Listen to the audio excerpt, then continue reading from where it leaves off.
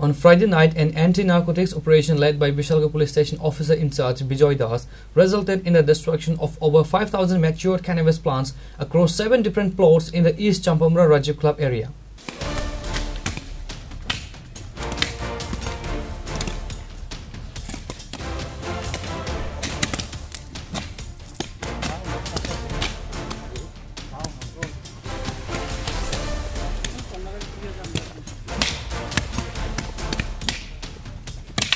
The operation was initiated after Ushi Das received a confidential tip of 2 to 3 days prior regarding the illegal cultivation of cannabis in the area.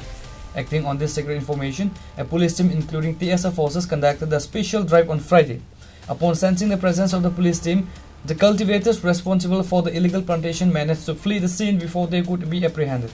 আজকে আমরা গোপন সংবাদের ভিত্তিতে বিশালগড় থানাধীন পূর্ব চাম্পামুরা আর Rajib colony এরিয়ায় প্রায় আমরা 7-8টি প্লট গাঁজা বাগান আমরা চিহ্নিত করি এবং সবগুলি প্লট আজকে আমরা এগুলা ধ্বংস করা হয়। তো যতটুকু আমরা জানতে পারি এগুলা সরকারি খাস জায়গাতে লাগানো হয়েছে। তো আমরা আরও এলাকায় সোর্স লাগিয়েছি, যদি এরকম গাঁজা বাগান থাকে আমরা এগুলাও ধ্বংস করব। তো আমরা আগামী গত দিনও আপনারা দেখেছেন আমরা বিশালগড় থানা আন্ডারে যতগুলা গাঁজা বাগান আছে আমরা ধ্বংস করেছি এবং এখনও যেখানে যেখানে গাঁজা বাগান আছে আমরা এগুলা চিহ্নিত করে এগুলা ধ্বংস করছি। তারই অঙ্গ হিসাবে আজকে আমরা পূর্ব চাম্পামুরা এলাকাতে আমরা প্রায় 60টি প্লটে 5,000 গাঁজা গাছ আমরা ধ্বংস করি। এভাবে আমাদের অভিযান জারি থাকবে আগামী দিনও।